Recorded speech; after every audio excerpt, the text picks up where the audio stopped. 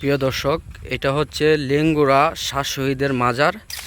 এখানে হচ্ছে 1971 সালে মুক্তিযুদ্ধের সময় অনেকজন মুক্তিযোদ্ধা তারা এখানে শহীদ হয়েছিল। যুদ্ধ করার সময় বাংলাদেশ স্বাধীন করার জন্য যারা যুদ্ধ করতে আসছিল বা বাংলাদেশের হয়ে যারা যুদ্ধ করেছে বিভিন্ন জায়গা থেকে এসে পাকিস্তানের বিরুদ্ধে লড়েছিল, তারা এখানে শহীদ হয়েছিল।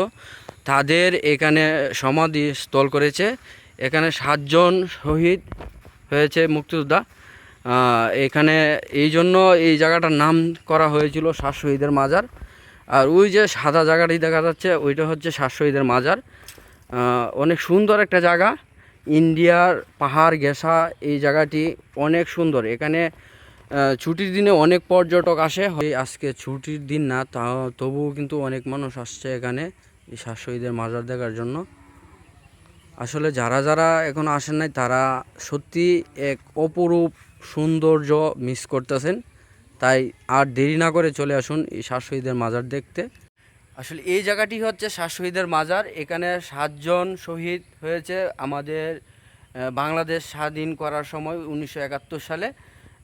তাই এখানে তাদেরকে শেষ সমাহিত করা হয়, যে কারণে এই জায়গাটির নাম হচ্ছে শাহ শহীদের মাজার। আর এর পাশে হচ্ছে লেঙ্গুড়া নদী, ইন্ডিয়া থেকে এই নদীটি আসছে। এটা হচ্ছে নদী আর কি, ওই যে দেখা যাচ্ছে। আমরা যদি কাছে গিয়ে আপনাদের দেখাই তাহলে দেখতে পাবেন। এই যে দেখেন, এটাই হচ্ছে সেই নদীটি। এটি হচ্ছে ইন্ডিয়া থেকে আসছে। ওই যে আমরা যদি দূর থেকে জুম করে আপনাদেরকে দেখাই, এটা হচ্ছে ইন্ডিয়ার একটা ব্রিজ। এখানে হচ্ছে ইন্ডিয়ান বিএসএফরা এসে অনেক সময় টহল দেয়। ইন্ডিয়ার খুব একদম 0 পয়েন্টে এই শাহ শহীদের মাজার অবস্থিত। আর ইন্ডিয়া থেকে মূলত এই নদীটা আসছে। নদী থেকে আমরা যদি আপনাদেরকে দেখাই, দেখেন অনেক স্রোত। এখন হয়তো ইন্ডিয়ান পাহাড়ি ঢল নাই, যে কারণে অনেকটা শুকনো লাগছে নদীটা। কিন্তু ভারী বর্ষণ বা ভারী বৃষ্টিপাত হলে এই নদীটা কানায় কানায় পরিপূর্ণ থাকে। আসলে একটা কাজে লেঙ্গুড়া আসছিলাম, তাই ভাবলাম যে হয়তো আপনাদেরকে নিয়ে একটু শাহ শহীদের মাজারে ঘুরে আসি, আপনাদেরকে দেখাই শাহ শহীদের মাজারটা কেমন।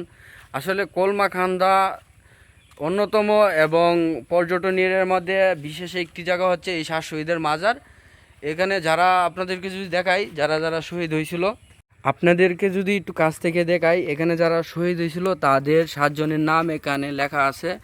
ডক্টর আব্দুল আজিজ নেত্রকোনা, মোহাম্মদ ফজলুল হক নেত্রকোনা, মোহাম্মদ ইয়ার মাহমুদ মুক্তাগাছা, ভবতোষচন্দ্র দাস মুক্তাগাছা, মোহাম্মদ নুরুজ্জামান মুক্তাগাছা, দ্বিজেন্দ্র চন্দ্র বিশ্বাস মুক্তাগাছা, মোহাম্মদ জামাল উদ্দিন জামালপুর।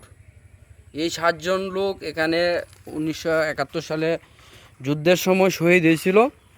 তাদের নামে এর উপরে এই নামকরণটি করা হয়, যে কারণে এই জায়গাটির নাম হয়েছিল শাহ শহীদের মাজার।